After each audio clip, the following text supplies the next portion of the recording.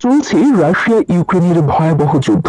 ইউক্রেনের ছোট্ট গ্রামের এক সাধারণ ম্যাথি শিক্ষক তার স্ত্রীর হত্যার প্রতিশোধ নিতে হয়ে ওঠে অতি ভয়ঙ্কর একজন স্নাইপার, যার প্রতিটি শট কেবল আঘাত হানত রাশিয়ান আর্মিদের মাথায়। কিভাবে সে সাধারণ থেকে অতি সাধারণ হয়ে উঠল, আর সে কি পেরেছিল তার স্ত্রী হত্যার প্রতিশোধ নিতে?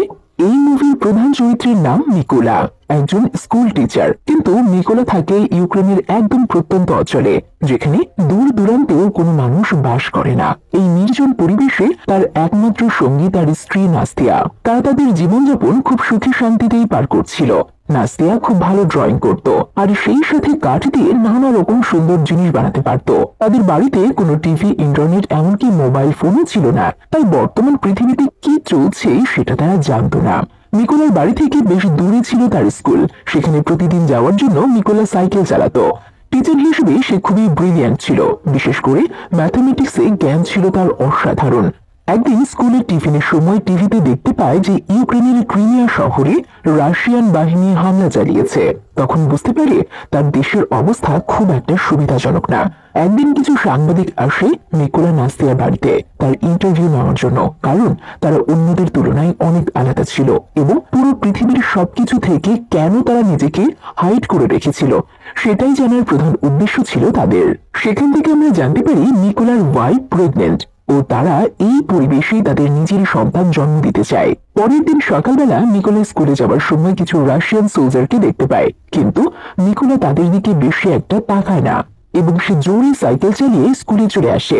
নিকোলা স্কুলে এসে দেখে স্কুল একদম ফাঁকা। তখন টিভিতে একটা নিউজ দেখতে পায় সে, রাশিয়ান আর্মি ইতোমধ্যেই ইউক্রেনে প্রবেশ করে অনেক শহর দখল করে নিচ্ছে। এইসব দেখে সে বাড়ির দিকে রওনা হয়, কিন্তু বাড়ি ফিরে দেখতে পারে ইতোমধ্যেই রাশিয়ার সৈন্যরা তার বাড়িতে এসে নাস্তিয়াকে টর্চার করছে। তাদের পুরো বাড়ি সার্চ করে আর শেষমেশ বাড়িতে আগুন ধরিয়ে দেয়। অবশেষে নাস্তিয়াকে গুলি করে সেখানেই হত্যা করে। এই কাহিনী দেখে নিকোলা অনেক ভেঙে পড়ে। তার সব স্বপ্ন কয়েক সেকেন্ডের মধ্যেই ধুলায় পরিণত হয়। কিন্তু এখন তার মনে শুরু হয় ক্রোধের আগুন। তার চোখ বলে দিচ্ছে এই হত্যাকাণ্ডের সর্বোচ্চ প্রতিশোধ নিতে চায় সে।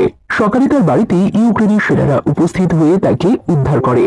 এমন নৃশংসতা দেখে তারা নাস্তিয়াকে মাটি চাপা দিয়ে চলে যেতে চায়, কিন্তু নিকোলা এবার তাদের সাথে যাওয়ার জন্য অনুরোধ করে।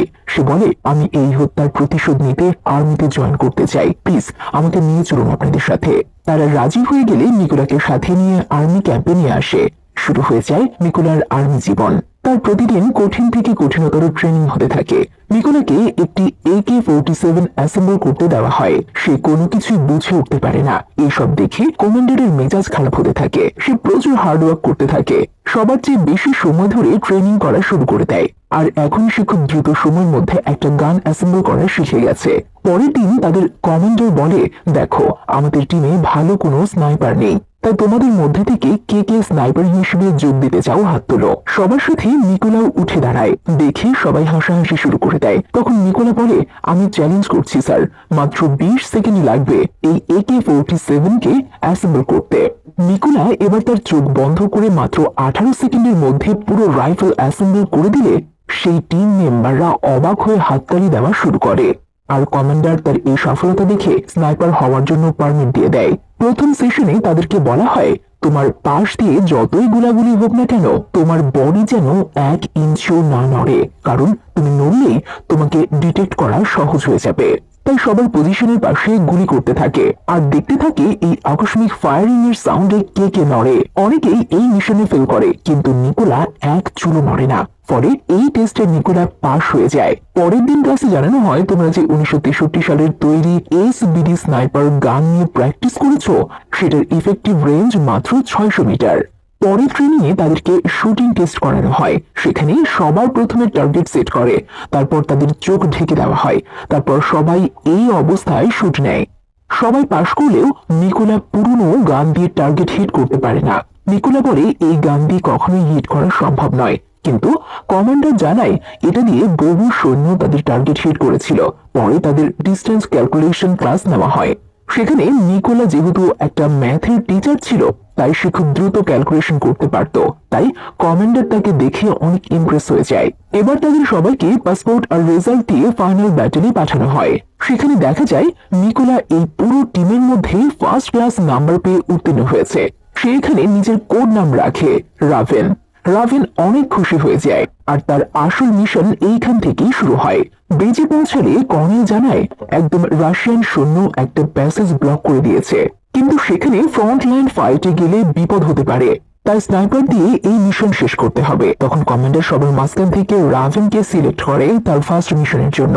রাভেন ও বাকিরা শুরু করে দেয় তাদের জীবনের প্রথম মিশন, যেখানে এবার তাকে হত্যা করতে হবে জ্যান্ত জীবিত মানুষদের। সবাই এগিয়ে চলে মরে যাওয়া ভুট্টা ক্ষেতের মধ্য দিয়ে স্নাইপার নিয়ে।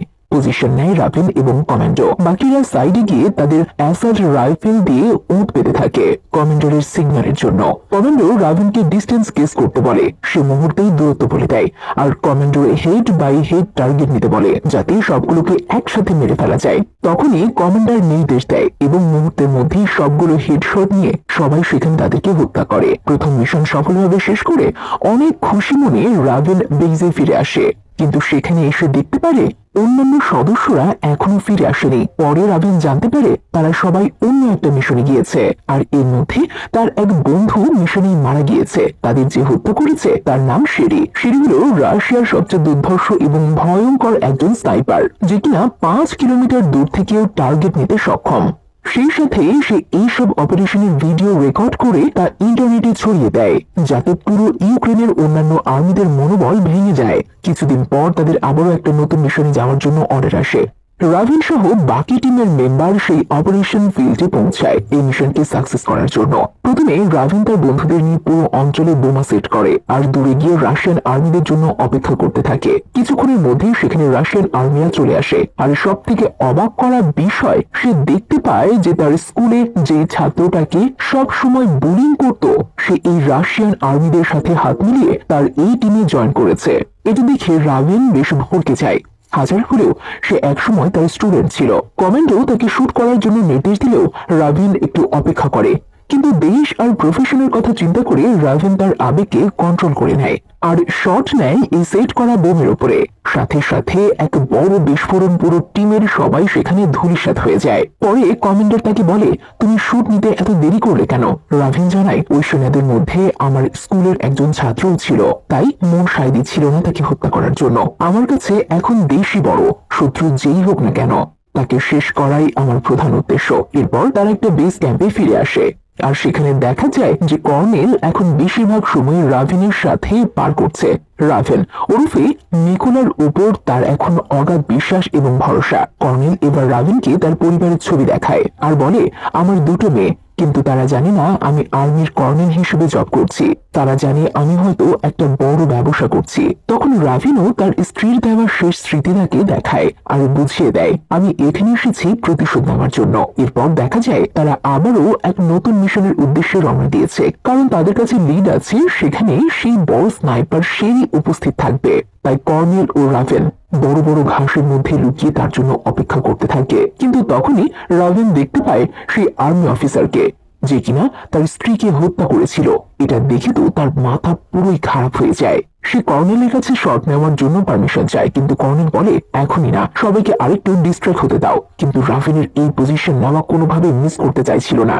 সে আবারও পারমিশন নেয় আর কর্নেল আবারও তাকে নাকচ করে দেয়। ঠিক সেই সময় আর ধৈর্য রাখতে না পেরে ওই সেনাকে টার্গেট করে রাভেন শুট নেয় আর তাকে হত্যা করে। কিন্তু এতে করে রাশিয়ান টিম বুঝে ফেলে এখানে স্নাইপার চলে এসেছে আর সেই কুখ্যাত স্নাইপার শেরি তার স্কোপ দিয়ে তাদের লোকেশন বের করে ফেলে। ফলে কিছু বুঝে ওঠার আগেই শেরি কর্নেলকে গুলি করে দেয়। কর্নেল সেই গুলির আঘাতেই সেখানেই মারা গিয়েছিল। এটা দেখে রাভেন পুরো ভেঙে পড়ে আর তার এই বোকামির কারণে তার কাছের মানুষ জীবন দিতে হলো। সে এবার একাই বেরিয়ে পড়ে রাশিয়ানদেরকে শেষ করার জন্য। এক ঘন জঙ্গলের মধ্যে এসে পুরো গিরগিটিদের মতো মিশে থাকে আর অপেক্ষা করতে থাকে রাশিয়ান স্নাইপারদের জন্য। অনেক খোঁজাখুঁজি করে সে রাশিয়ানরা কোনো স্নাইপারকে দেখতে না পেয়ে যেই একটা স্নাইপার তার মাথা তুলে সাথে সাথে রাভেন একটা হেডশট নিয়ে তাকে ডেড বানিয়ে দেয়। পরে সিনে দেখা যায় রাভেন এক গোপন আস্তানায় তার জখম সারিয়ে তুলছে আর যুদ্ধের পরিস্থিতি সম্পর্কে জানার চেষ্টা করছে। তখন ইউক্রেনের আর্মি হেড তাকে ফোন দিয়ে জানায়, আমরা সেই স্নাইপারকে খুঁজে পেয়েছি যে কর্নেলকে মেরেছিল। তুমি দ্রুত সবকিছু গুছিয়ে বেজে চলে আসো। তারা এই মিশনে পরের দিন সকালেই নেমে পড়ে। তারা ছদ্মবেশ নিয়ে খুব শান্ত বনে ট্রোলিং করতে করতে সামনে আগাতে থাকে। এদিকে শেরিও তার পজিশন নিয়ে পেট্রোলিং করছে যে কোথাও কোনো স্নাইপার আছে কিনা সেটা বোঝার জন্য। চারদিক থেকে রাশিয়ান স্নাইপাররা ধীরে ধীরে সামনে আগাতে থাকে। অন্যদিকে রাভিন সারা রাত ধরে ধীরে ধীরে ক্লোরিং করে একদম বেজের মধ্যে উপস্থিত হয়, কারণ এই রাস্তায় সেভাবে ধীরে ধীরে না গেলে স্নাইপাররা তাকে শর্ট করে দিত। এরপর রাভিন তার গানের সাইলেন্সার লাগিয়ে কমান্ডোকে জানায় সে ভেতরে যাওয়ার জন্য রেডি। কর্নেল অর্ডার দেওয়ার সাথে সাথে সবাই একযোগে শট নিয়ে সবগুলোকে একসাথে মাটিতে শুইয়ে দেয়। অন্যদিকে রাভিন শান্তপনে এগিয়ে গেলে দুজন স্নাইপার হুট করে এসে উপস্থিত হয় আর সাইলেন্সার লাগানো গান নিয়ে তাদেরকে কিল করে দেয়। শেরি তার পজিশন ছেড়ে ছাদে চলে আসে দেখার জন্য। এখানে এসে সে দেখতে পায় তার প্রধান সহকারী ইতোমধ্যেই মারা গেছে। এটা দেখে তার হার্টবিট বেড়ে যায় আর ভয়ে ব্যাকআপ টিমকে কল করে পুরো পরিস্থিতি জানায়। ব্যাকআপ টিম বলে আমরা 10 মিনিটের মধ্যে এসে হাজির হচ্ছি, ততক্ষণে তুমি হোল্ড করে থাকো। কিন্তু রাভিন ইতোমধ্যেই ভেতরে চলে এসে শেরির দ্বিতীয় সহকারীকে মারতে যাবে। এমন সময় সে শেরির পজিশন দেখতে পায় আর তাকে না মেরে সে একদম শেরির উপর অ্যাটাক করে। উপর থেকে লাফ দিয়ে রাভিন তার হাতে থাকা ছুরি নিয়ে শেরির গলা ঝুঁকিয়ে দেয়, তাকে চিরতরে বিদায় জানিয়ে দেয়। বাকি সকল আর্মিরা গাড়ি থেকে নেমে স্মোক বোম দিয়ে পুরো এলাকা ধোঁয়া সৃষ্টি করে যাতে কেউ তাদেরকে দেখতে না পায়। কিন্তু আগে থেকে টার্গেট নিয়ে থাকা সকল ইউক্রেনিয়ান স্নাইপার সেই ধোঁয়ার মধ্যে থেকেও টপাটপ একটা একটা করে আর্মিদেরকে উপরে পাঠাতে থাকে। আর একদম শেষে দেখা যায় সেখানে আর কেউ জীবিত অবস্থায় দাঁড়িয়ে নেই। অবশেষে রাভিনের সব ব্যক্তিগত প্রতিশোধের সমাপ্তি হলো। তাই সে এবার চলে আসে তার বাড়িতে, যেখানে নাস্তিয়াকে কবর দেওয়া হয়েছিল। সেখানে সে রাভিন বলে আমি তোমার এবং কর্নেলের হত্যার প্রতিশোধ নিয়েছি। এবার সময় এসেছে দেশের হয়ে প্রতিশোধ নেবার। আমাকে যেতে হবে দেশ বাঁচানোর জন্য। যদি বেঁচে থাকি তাহলে আবারও এখানে দেখা হবে তোমার সাথে। এই বলে নিকোলা আবারও বেরিয়ে পড়ে নতুন অপারেশনে। আর এরই মধ্য দিয়ে এই মুভিটি শেষ হয়ে যায়।